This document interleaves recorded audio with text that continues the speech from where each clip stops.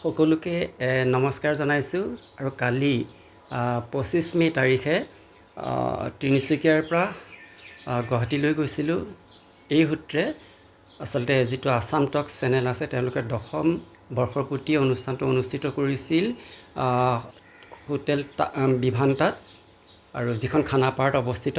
আৰু সেই আছাম টক্সৰ যি 10ম বৰ্ষপূৰ্তি অনুষ্ঠানটোলৈ এই অভাজন এজন কবি হিচাপে, আমন্ত্ৰিত কবি হিচাপে, বিশিষ্ট অতিথি হিচাপে আমন্ত্ৰণ লাভ কৰিছিলোঁ।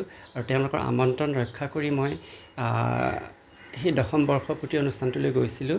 আৰু 10ম বৰ্ষপূৰ্তি অনুষ্ঠানটিত হোটেল বিভান্তাত উপস্থিত হৈছিলোঁ। আৰু সেই হোটেল বিভান্তাত উপস্থিত হৈ আৰু অকণমান প্ৰতিচ্ছবিৰ সৈতে এটা ভিডিঅ' ধৰি বা কৰি ৰখাৰ হাবিয়াস কৰিলোঁ। আৰু সেই ভিডিঅ'ৰ এক ঝলক আপোনালোকক দেখুওৱাৰ হাবিয়াস কৰিছোঁ।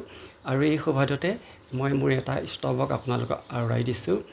বন্ধু, মই সুখী হ'লেই যদি তুমি দুখৰ দৰিয়াত ডুব যোৱা, বন্ধু মই সুখী হ'লেই যদি তুমি দুখৰ দৰিয়াত ডুব যোৱা, তেনেহ'লে তুমি মোক ইমানেই দুখ দি যোৱা যাতে মই সুখৰ সপোন কাহানিও নেদেখোঁ।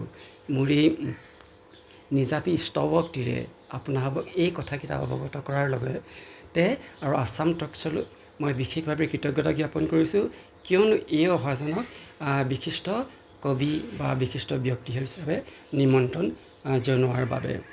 পুনৰবাৰ আপোনালোকক ধন্যবাদ জ্ঞাপন কৰিছোঁ। ধন্যবাদ, ধন্যবাদ, ধন্যবাদ, ধন্যবাদ।